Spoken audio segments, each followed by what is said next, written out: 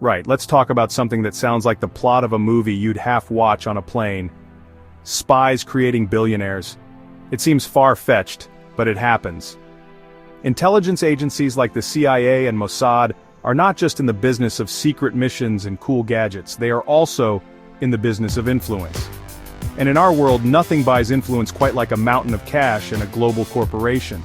Agencies need assets on the ground, people who can open doors, move money, and shape political landscapes without anyone knowing who is pulling the strings. A government agent sticking their nose into another country's business is an international incident. But a friendly billionaire making a business deal? That's just capitalism, baby. So, why would a spy agency go to the trouble of building up a corporate titan from scratch? The answer is simple, plausible deniability. A formal government operation leaves a paper trail, but a favor from a loyal, unofficial partner leaves nothing but whispers. These agencies need allies who aren't on their official payroll. They need people who can operate in the open, in boardrooms and at lavish parties, while secretly serving a national interest. This allows an agency to project power in ways it couldn't do on its own. It's a brilliant strategy, really. You get all the benefits of a powerful ally with none of the official baggage or congressional oversight that comes with it. Think about it this way. An agency might need to gather information in a hostile country. Sending in a spy is risky. But what if a massive, friendly multinational corporation already has an office there? What if that company's CEO feels a deep sense of obligation to the agency that helped him build his empire? Suddenly, the agency has eyes and ears on the inside, all under the legitimate cover of business. This isn't about formal contracts. It's about creating a relationship built on gratitude, ideology, or even leverage. The billionaire becomes a strategic piece on a global chessboard, moved by an invisible hand. This system provides the perfect cover. The billionaire gets rich, the company thrives, and the agency gets a powerful, deniable tool. The relationship is symbiotic. The company might receive insider information, crucial funding at just the right time, or have a few legal problems mysteriously disappear. In return, the agency gets loyalty. It's a murky, unofficial arrangement that is nearly impossible to prove in a court of law. As one former CIA officer famously put it, the best operations are the ones you can't prove happened at all. And that is exactly how this system is designed to work, silently shaping our world from the shadows. So how exactly does this happen? Let's look at the playbook. It often starts with seed money. Take Palantir Technologies, the data mining behemoth. Its earliest and most crucial funding came from a company called In-Q-Tel. And what is In-Q-Tel? Oh, just the CIA's own venture capital firm. Yes, you heard that right. The CIA has a VC firm, presumably because even spies need to get in on the ground floor of a hot tech startup. Palantir's CEO, Alex Karp, is now a billionaire, and his company is deeply embedded in the United States defense and intelligence community, helping them sift through vast amounts of data. The line between a private company and a government contractor has become incredibly blurry. Then there's the case of NSO Group, the Israeli firm behind the infamous Pegasus spyware. This is software that can turn any phone into a 24/7 surveillance device.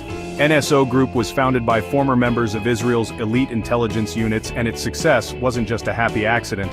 The Israeli government allegedly used the sale of Pegasus as a diplomatic bargaining chip, granting access to friendly nations as a favor. This arrangement gave Israel a powerful surveillance tool and a valuable diplomatic lever, all while NSO Group's founders became incredibly wealthy.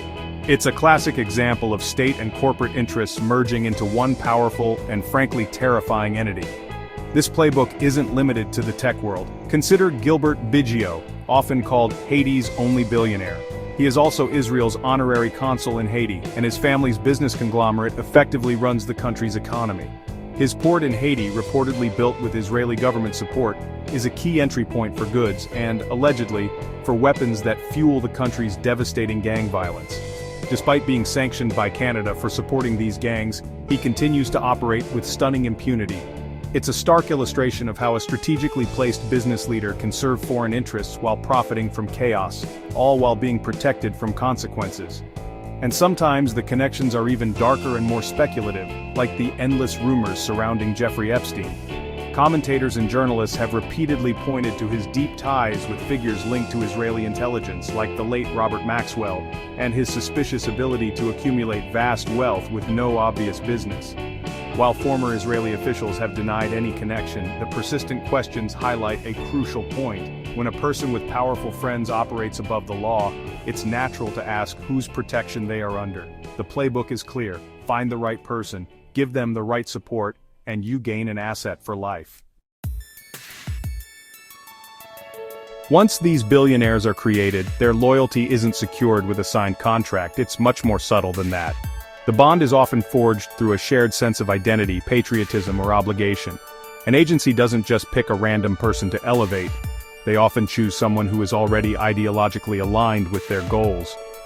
Alex Karp of Palantir, for instance, is a vocal advocate for Western military and technological dominance. His personal beliefs perfectly match the objectives of the United States intelligence agencies that helped his company grow. This isn't a case of coercion. It's a willing partnership built on a shared worldview. This is where diaspora communities come into play, becoming a powerful resource for agencies like Mossad. Jewish business leaders around the world might be approached for a favor, with the request framed as a duty to ensure the survival of Israel. By invoking the collective trauma of the Holocaust, the agency can create a powerful emotional lever. This blurs the line between patriotism and exploitation, making it very difficult for someone to refuse. They aren't being paid as an agent, they are being asked to help their people. It is a deeply effective tactic that transforms community ties into an intelligence network. China uses a similar method through its United Front Work Department, which actively engages with the Chinese diaspora. The goal is to encourage overseas Chinese citizens and their descendants to act in ways that benefit the Chinese Communist Party. The favors might be small at first, promoting a certain political narrative, gathering information on local activists, or facilitating a business deal. But it all serves the same purpose: extending the state's influence far beyond its borders, using its own people as unofficial ambassadors and assets. This creates a global network of supporters who feel a cultural or ethnic duty to help. The result is a web of loyalty that is incredibly strong yet nearly invisible to outsiders. These billionaires and community leaders don't see themselves as spies. They see themselves as patriots, philanthropists, or savvy business people who are also doing their part for their homeland. They operate with a sense of purpose that goes beyond just making money.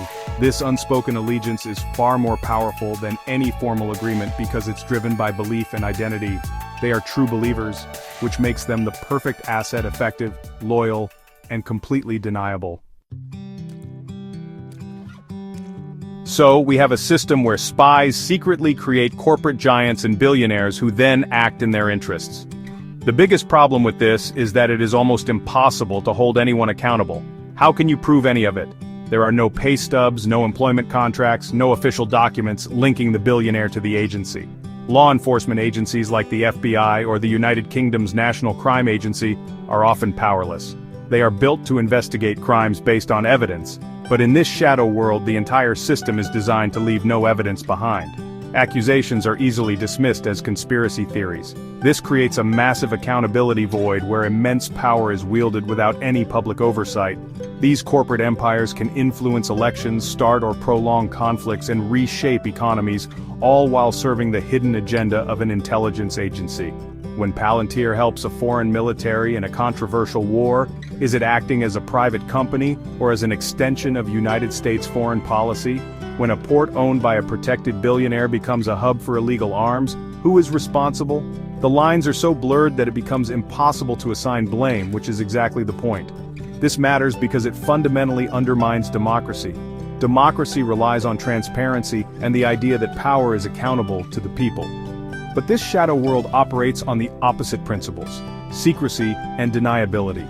It allows a small group of unelected intelligence officials and their billionaire partners to make decisions that affect millions of lives, all without a single vote being cast. It creates a two-tiered system of justice, where some individuals and corporations are essentially above the law, protected by the very agencies that are supposed to protect the nation. This is not just unfair, it is dangerous. So, what can be done?